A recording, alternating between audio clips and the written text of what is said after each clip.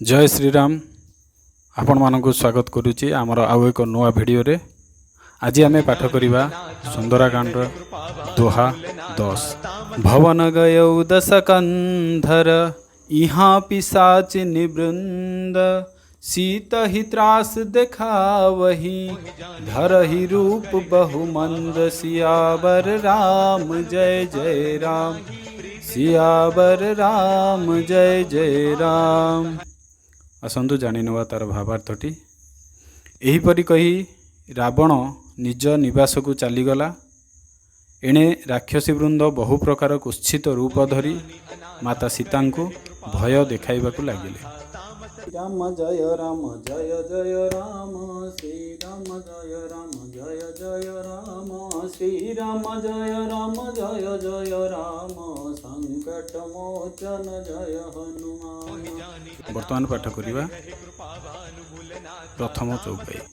त्रिजटा नाम राक्षसी एका राम चरण रति निपुण विवेका सबनहु बोली सुनाए सी सपना सीत ही से करऊँ हित अपना। चौपाई 2।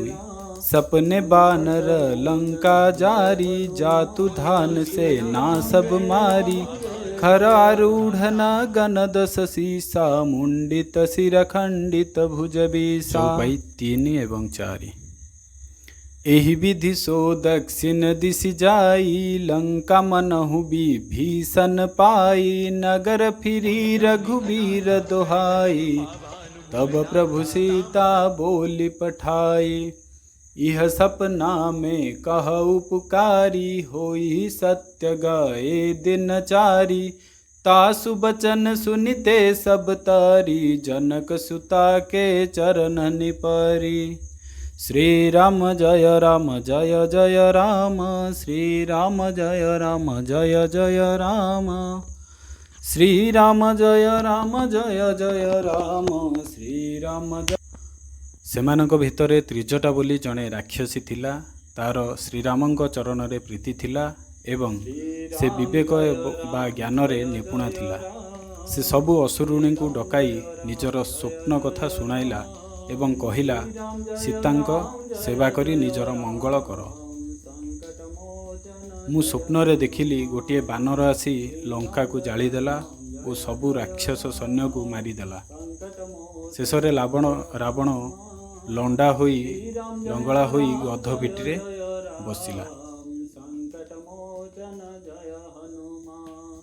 एवं तार 20 जाक हाथ कटि दिया जाय थाए। एपरि भावरे से जमपुर को चलीगला और लंकागढ़टा विभीषण को मिलगला।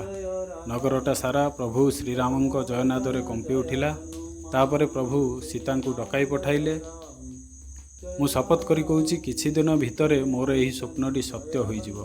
ता कथा सुनी राक्षसी माने डरी सीता माता पाद तले पड़ीगले। ये थिला हमर दोहा 10 4टी चौपाईर भावार्थ सहित उपस्थापन ओडिया रे। जय श्रीराम। श्रीराम जय जय राम संकट मोचन जय हनुमान। कष्ट निवारक दुख संहारक भक्ति प्रचारक ज्ञान प्रसारक हे हनुमत भव सागर तारक हे हनुमत भव सागर तारक।